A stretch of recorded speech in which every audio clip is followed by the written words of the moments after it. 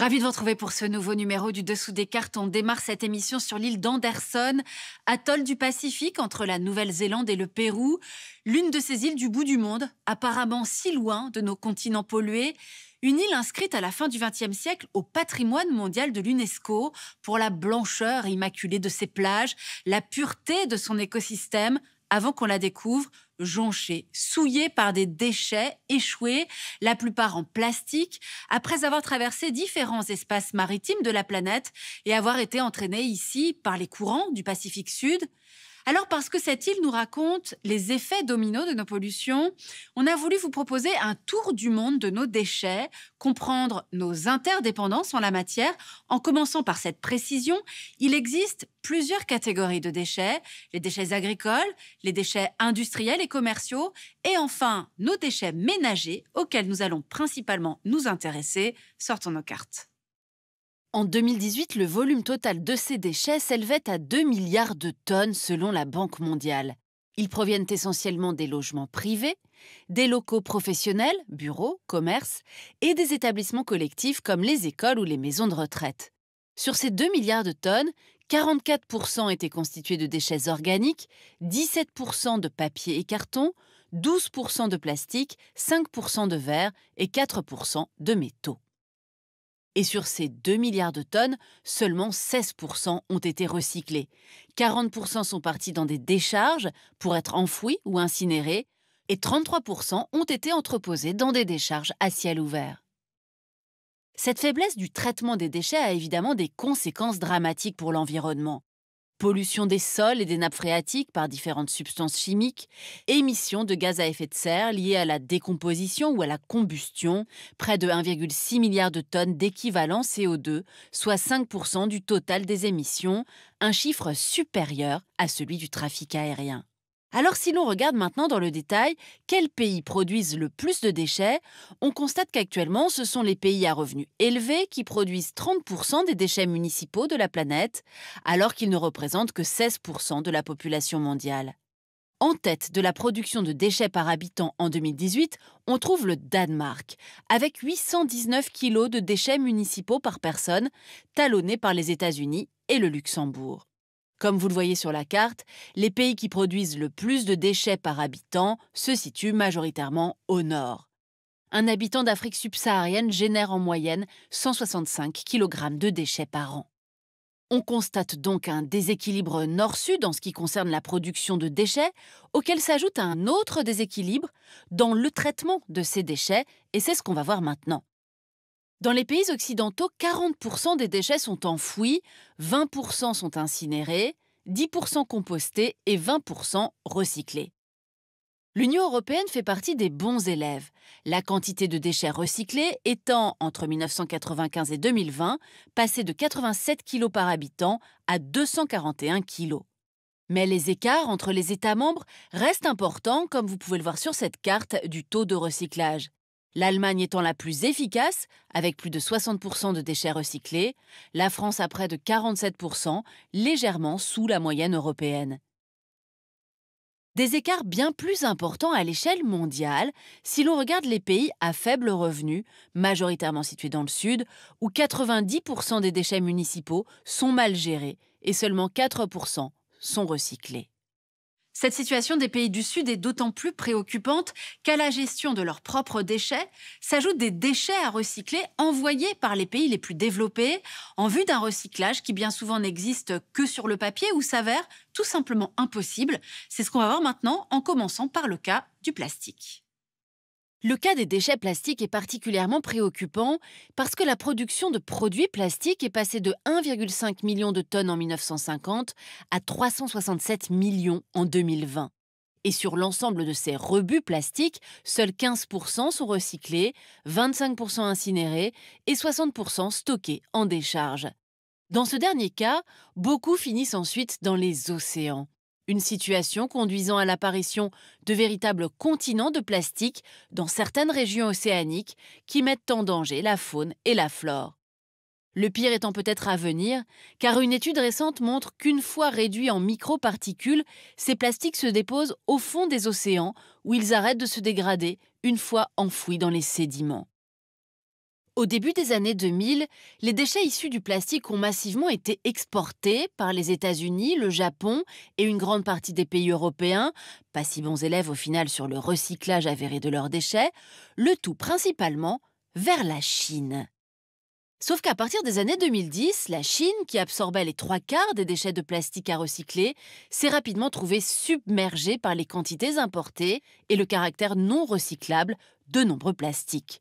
Pékin a donc décidé, en 2018, de quasiment stopper net ces importations de plastique usagé, poussant les gros exportateurs à trouver de nouveaux débouchés vers des pays moins regardants, notamment la Malaisie ou encore la Turquie. Mais nombreux sont les pays qui pratiquent le recyclage à renforcer leurs normes environnementales en instaurant notamment le bannissement des plastiques à usage unique et en renvoyant des containers non conformes vers les pays émetteurs. Si la Convention de Bâle visant à interdire l'exportation de déchets dangereux, entrée en vigueur en 2019 après 24 ans de négociations, a inclus une partie des déchets plastiques dans sa liste, un travail considérable reste à faire pour limiter l'usage du plastique et en améliorer le recyclage. Les déchets plastiques ne sont pas les seuls déchets très polluants que nous exportons, et c'est ce qu'on va voir maintenant. Voici les e-déchets, ces composants électriques ou électroniques provenant de nos ordinateurs, téléphones, équipements électroménagers, objets connectés hors d'état de marche et qui font également l'objet d'exportations massives ouvrant à de nombreux trafics. Car ces déchets contiennent des composants enfermant des métaux précieux, comme l'or et l'argent, et d'autres hautement toxiques pour l'environnement, comme le mercure, le plomb et le lithium. Entre 2014 et 2019, leur poids a augmenté de 9,2 millions de tonnes en moyenne par an. Et d'ici 2030, il devrait avoisiner les 75 millions de tonnes par an. En 2019, seuls 17,4% de ces e-déchets ont fait l'objet d'une collecte ou d'un recyclage en règle. Et entre 7 et 20% d'entre eux sont partis vers des pays du Sud, notamment en Afrique, où le recyclage réel est proche de zéro, comme on peut le voir sur la carte. Prenons l'exemple du Ghana, un pays qui s'est fait une spécialité de l'importation d'e-déchets avec près de 170 000 tonnes par an qui font l'objet d'une récupération très artisanale du cuivre, de l'or, de l'argent et des autres matériaux précieux des composants électroniques. Un tiers de ces déchets étaient acheminés vers la décharge d'Agbogbloshy jusqu'à sa fermeture récente, où leur traitement entraînait de nombreux cancers, malformations congénitales et altérations du développement de l'enfant chez les 80 000 personnes qui résidaient à proximité. Le Ghana, en passe de devenir un véritable pays poubelle, s'est par ailleurs également spécialisé dans la récupération de vêtements usagés. Chaque année, c'est ainsi plus de 58 000 tonnes qui arrivent sur place et permettent à près de 30 000 personnes d'en tirer des revenus.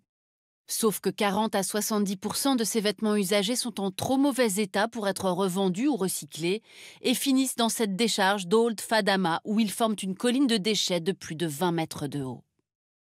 Les conséquences environnementales sont évidemment terribles, fumée de combustion des incinérations sauvages, ruissellement des eaux et rejet de toxines à la mer qui empoisonnent les poissons et les populations qui s'en nourrissent.